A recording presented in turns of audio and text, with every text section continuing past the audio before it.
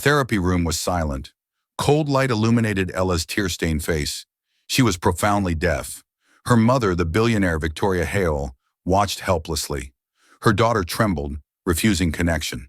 The specialist gave up, stating Ella had no drive left to communicate. By the door, 36-year-old Daniel Ross, a single dad and maintenance worker, held his toolbox. As Ella screamed in silence, no one dared approach. Daniel stepped forward. He knelt, placing his hand on his own chest, then on Ella's arm. He mouthed a silent promise, words only she could read. "I'll help you." Ella stared, her lips trembling. It was her first reaction in months. Daniel Ross navigated life with quiet, immense resilience. He became a single father after his wife Amelia died from childbirth complications. Their son Liam was now 7. Daniel worked 3 jobs: hospital maintenance, warehouse stacking, and evening appliance repair. Everything was for Liam. His days were a blur of grease, sweat, and endless schedules. He never complained. He simply executed. Despite the relentless struggle, Daniel instilled one absolute rule in his son: kindness. Especially kindness and patience for those who struggled, for those who seemed different. "We have 2 good hands, son," he often told Liam, "one for work and one for lifting others." They lived in a tiny apartment, but it was warm. It was filled with Daniel's clever, self-made tools and Liam's vibrant drawings. It was a haven built on hard work and deep, mutual love. They were rich in everything that truly mattered. Meanwhile, Victoria Hale was the opposite extreme, the owner of the colossal Hale Group real estate empire. She was known to the world as brilliant, cold, and notoriously ruthless in business. She commanded respect, and she feared nothing. Few saw the Victoria at home, the woman crumbling under the weight of her only daughter, Ella. Ella had lost her hearing and suffered severe trauma after a childhood accident. Her world became a silent, terrifying void. Crucially, Ella refused to engage with doctors. She instinctively avoided eye contact. She rejected formalized sign language in every attempt at body communication. She was retreating entirely, sealing herself off from a world she perceived only as loud and threatening, even in its silence. The most senior specialists had consulted. Their joint diagnosis was blunt. The girl doesn't want to connect. We cannot achieve more. Victoria felt her vast wealth was a cruel joke. She could buy the world, the best research, the most exclusive therapy centers, but not her daughter's peace. She maintained her iron composure during the day, signing contracts worth millions. But at night she often wept silently, her face pressed against the silk sheets, curled up next to Ella's small, unmoving body. Her fortune was meaningless. Daniel and Victoria existed in 2 completely separate universes. They should never have met. Their social orbits were galaxies apart, until one afternoon. The crucial, custom-designed sound amplification system in Ella's therapy room failed unexpectedly. Daniel was the only maintenance worker available who had the expertise to fix the delicate vintage wiring. He was called up immediately. When he entered, the atmosphere was thick with tension and despair. Ella was huddled deep in the corner, her hands clamped over her ears, a habit that offered zero comfort but expressed deep fear, even of shadows. The therapists were paralyzed by her silent intensity. Daniel, instantly sensing the overwhelming fragility of the moment, chose not to approach immediately. He understood that his arrival, a large, unfamiliar man, was a threat. He placed his toolbox down with exaggerated slowness and quietness, making zero sound. He sat cross-legged on the polished marble floor, several meters away from the frightened child. He did not speak. He did not gesture. He simply waited, his presence calm and non-demanding. He let his stillness fill the room. 10 long minutes passed in silence. The therapist shifted nervously, ready to intervene. Victoria watched Daniel, intrigued by his utter lack of urgency, his complete stillness. Finally, Ella peeked at him, curiosity overriding terror for a fleeting second. Daniel met her gaze. He didn't speak a single word. He offered only a gentle, warm smile. Then he tapped the floor with his knuckles. 3 gentle, even rhythms. Tap, tap, tap. A rhythm she couldn't hear, but felt. Ella, reacting instinctively to the faint, deep vibration through the cold floor, reached out. She hesitantly touched the ground, feeling the subtle, fading tremor. It was the first time in months Victoria had seen Ella respond to anyone outside a moment of sheer panic. It was a sign of recognition. Victoria was stunned. This working-class man, without a single medical degree, had accomplished more in 10 minutes than weeks of high-priced, invasive therapy. Daniel gathered his tools, his work done. He gave Ella a final, quiet smile, a nod of acknowledgement, and left. As he walked out, a small stainless steel set screw must have fallen from his pocket. It landed silently near Ella's foot. Ella watched him go until the door clicked shut. Then, very slowly, she reached down and picked up the small, cold metal screw. She traced its threads over and over with her thumb. It was an object she could feel, an anchor in her silent world. She held it tightly, pressing it into her palm, as if it were the safest, most real thing in the room. Victoria stopped Daniel near the security desk on his way out the next day. Her face, usually a mask of granite control, now showed clear desperation and a hint of hopeful confusion. "Mr. Ross, my daughter, she wasn't afraid of you. She held the screw you dropped. Could you stay and observe her for a little longer? Just be in the room?" Daniel paused, looking back toward the hallway leading to Ella's corner. "Mrs. Hale, I am not a specialist. I have no certification," he stated clearly. "I am just a man who knows how to listen, not with my ears, but with my patience. But if you think my being here helps, I will stay." "How much will it cost?" Victoria asked, immediately going to her default solution, throwing money at the problem. Daniel gently shook his head, looking her straight in the eye. "Just time and a little patience from everyone else here." The next morning, Daniel returned. This time, he brought not the large, heavy repair toolbox, but a smaller, neatly organized container filled with soft, non-threatening materials, smooth polished river stones, a small drum without a skin, just the wooden frame, and a collection of different densities of rubber. This time, he placed it slowly, deliberately in front of Ella. He opened it, revealing the contents. Shiny wrenches were replaced by soft claws and smooth wooden handles, showing her each item slowly, almost ceremonially. Ella watched his mouth, his eyes. She couldn't hear the gentle explanation he was giving, but she absorbed the visual patience, the sheer lack of tension in his movements. He was not rushed. He was not demanding. He was simply present. Daniel introduced the three-beat game. He would tap 3 times, on the floor, on the solid wood table, or on the thick plaster wall. Each surface offered a different type of vibration, a gentle, physical rhythm that she could sense in her bones. He encouraged her to feel the difference. The floor was a low thrum, the table a sharp ping.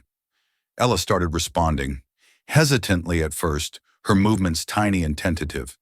Then she would reply with small, shaky taps of her own. Her tiny hands sought out the faint, physical echo. It was her first conversation.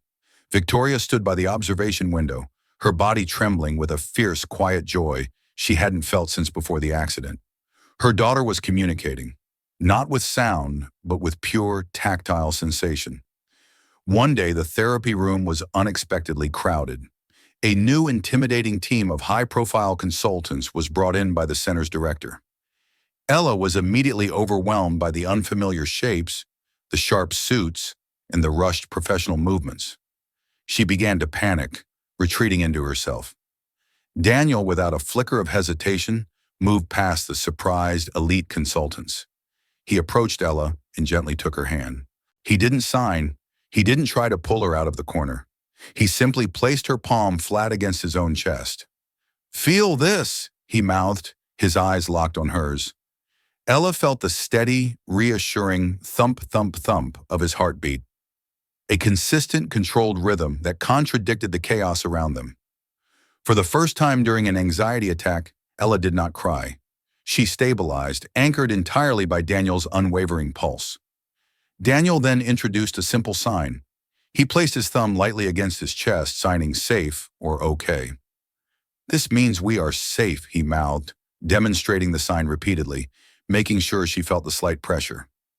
Ella copied him, her small thumb pressed lightly against her sweater. Victoria gasped, stifling a desperate sob. Ella had initiated communication with a single, clear, essential symbol. During a lunch break, Liam, Daniel's son, was brought in briefly. Liam, naturally intuitive, saw Ella's silence not as a flaw, but as a challenge. He approached her without pity or fear. He simply placed his favorite bright red toy car on her knee, waiting patiently, not needing a spoken thank you. Ella looked at the car, then at Liam, who was grinning toothily, and for the first time in front of her mother, Ella burst into soundless laughter, a happy, spontaneous shake of her small shoulders that radiated pure delight. Victoria watched Daniel watching his son help her daughter. She saw Daniel's unwavering calm, the pure, unadulterated kindness of his presence. His life was stripped bare of luxury, yet overflowing with emotional wealth. Her heart, long frozen by the fear of her daughter's condition, began to thaw, a painful, slow process. One evening, Daniel found Victoria sitting alone in the dark therapy room, long after everyone else had left. The light streaming in from the hallway made her look small, utterly defeated, not like the ruthless CEO.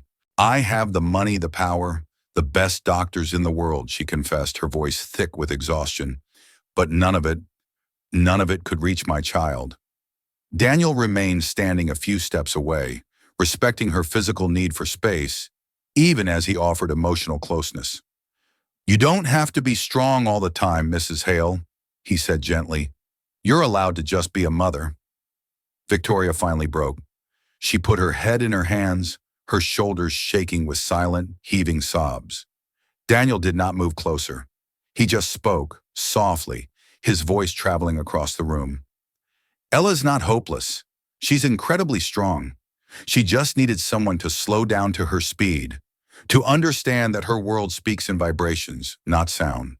Ella started watching Liam call his father. Liam would use the sign for Dad. The following day, Daniel walked into the room, and Ella unconsciously raised her hand.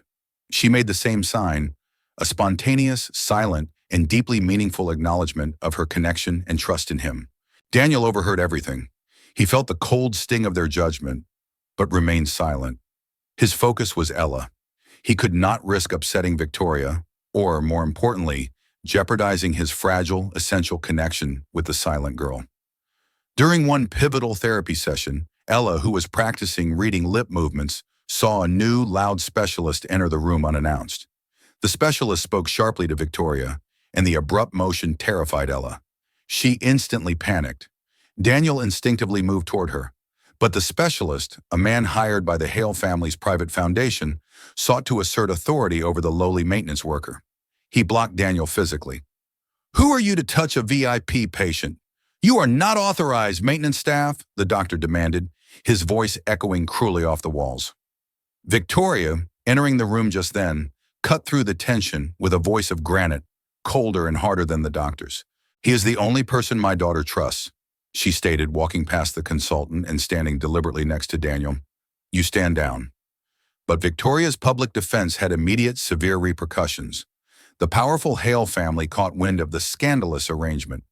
Her mother, the matriarch, called an emergency board meeting. They were furious. They demanded Victoria immediately terminate all contact between their heiress and the lowly staff member, claiming it was a security risk and an embarrassment to the family name. Victoria adamantly refused. "His presence is the only thing that matters to Ella's health. He is helping her. That is all that matters." Twist 1. The overseas plan. Unable to break Victoria's resolve, the Hale family played their trump card. They announced a plan to move Ella to a specialized, highly secure, and extremely exclusive clinic in Lucerne, Switzerland. A place Daniel, who lived paycheck to paycheck, could never possibly follow or afford to visit.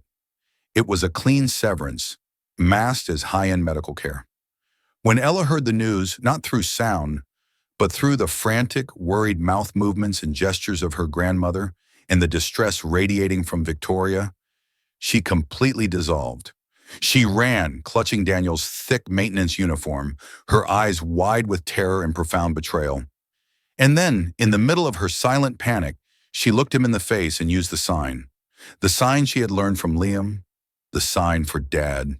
The entire room froze. The Hale family members gasped.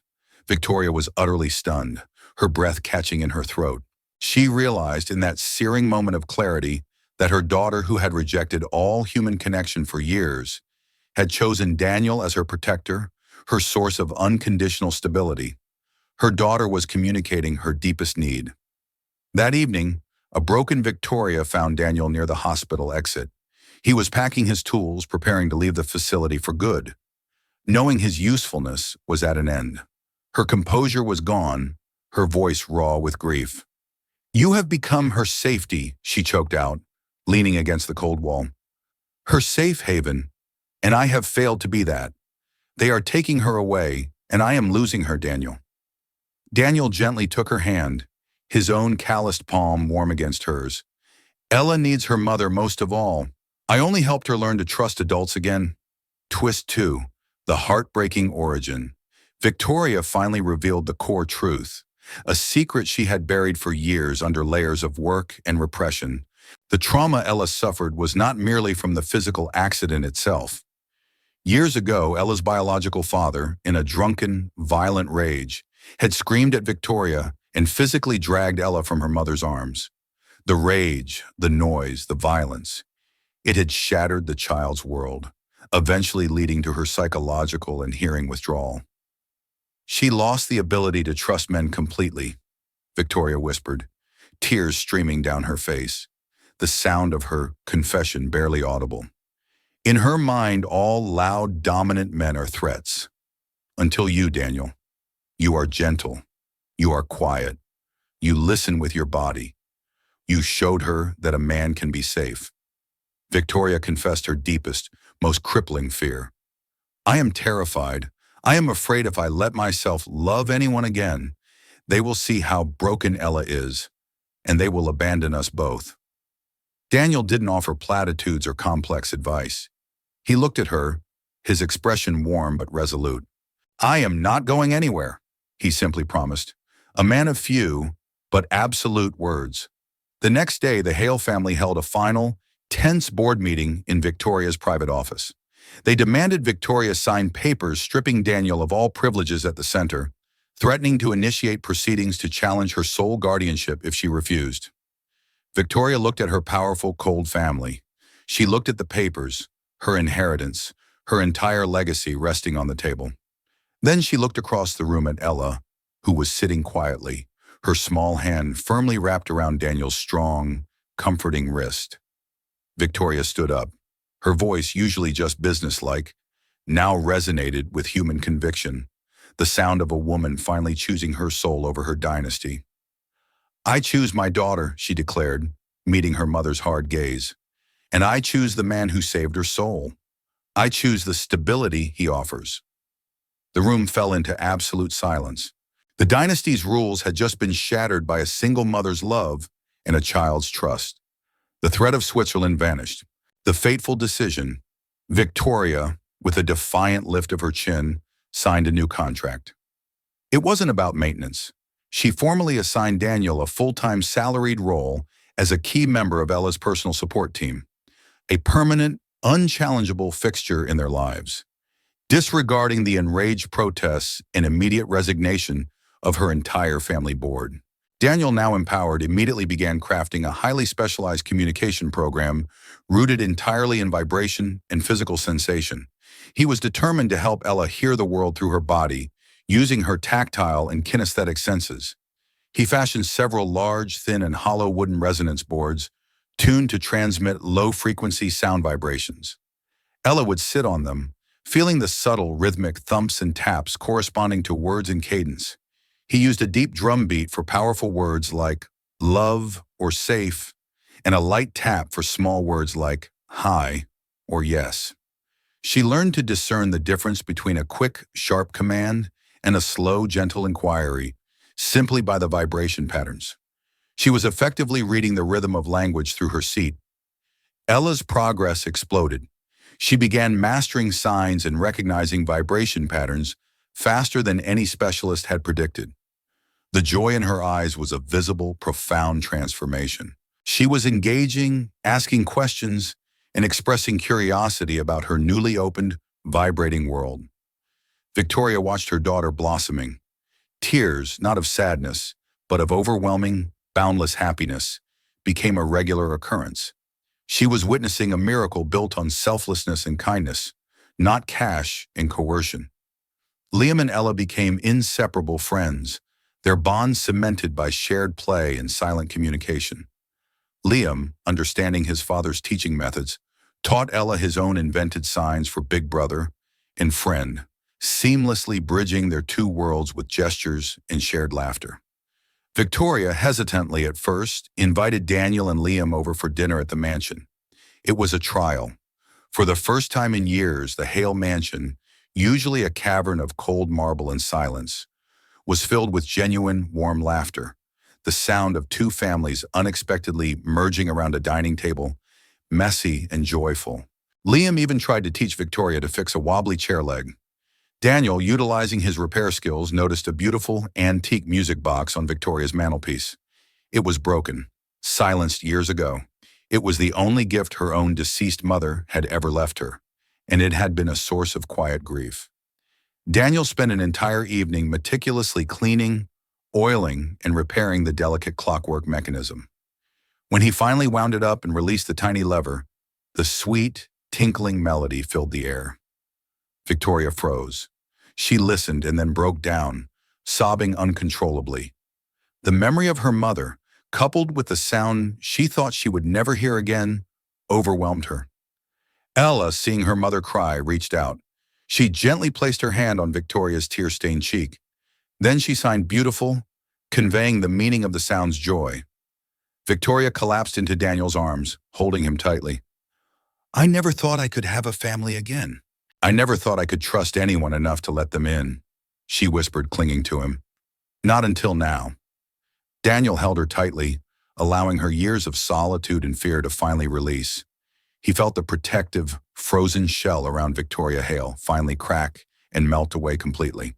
Ella, her spirit completely revived and her trust fully restored, experienced a profound breakthrough in her connection to Daniel. As Daniel arrived at the therapy room one afternoon, she ran to him, a silent, determined, joyful run, and wrapped her arms around his waist, holding him tightly. It was the first time she had initiated physical contact without being prompted by fear, a perfect soundless expression of love and belonging. 6 months had passed since Daniel walked into the silent therapy room. 6 months of shared vibration games, sign language, and quiet dinners. Ella could now communicate fluently in sign language and read lips with near-perfect accuracy. Her communication was full, her laughter was frequent, and her heart was completely open. She was a different child. One morning, Daniel found a small, neatly folded piece of paper on his toolbox, secured by the little stainless steel screw from their first day. It was Ella's handwriting, slightly shaky, but legible and perfect. Thank you, Dad, Daniel. I am safe now. Daniel's throat tightened painfully. He picked her up and held her close, utterly speechless, tears welling in his eyes. His own son, Liam, saw the embrace and smiled knowingly. Victoria watched them. Her heart felt as if it had shattered into a million pieces, only to be put back together, stronger, fuller, and infinitely more fragile with happiness than before. One quiet night, as they sat on the sofa after putting the children to bed, Victoria spoke softly to Daniel, her voice trembling slightly. You saved my daughter, she said, taking his hand. But in doing that, you saved me too. You showed me that money cannot buy safety, but love can create it. Daniel reached for her hand and squeezed it gently.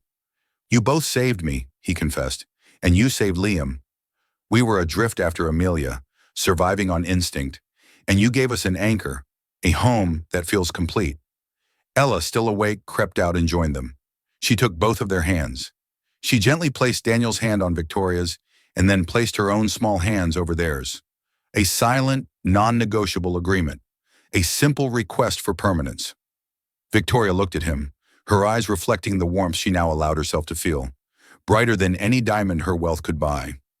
If you want to walk beside me and Ella, forever, as a husband, as a father, I won't say no. Daniel didn't hesitate. He smiled, his eyes full of love and acceptance. Family is not where you are born, Victoria, he said, leaning in and finally pressing a gentle kiss on her forehead. "It is where you choose to be, and I choose here."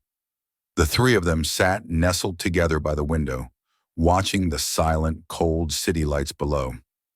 Ella lay warm and peaceful between them, her head resting on Daniel's shoulder and her hand holding her mother's. The camera zooms in slowly on Ella's small hand. She places it first on Daniel's chest, feeling the steady thump. Then she places it on Victoria's chest, feeling the corresponding beat. The three heartbeats were perfectly synchronized, a rhythm of profound, simple love. If you believe stories like this deserve to be told, leave a comment and subscribe to NL Touching Stories.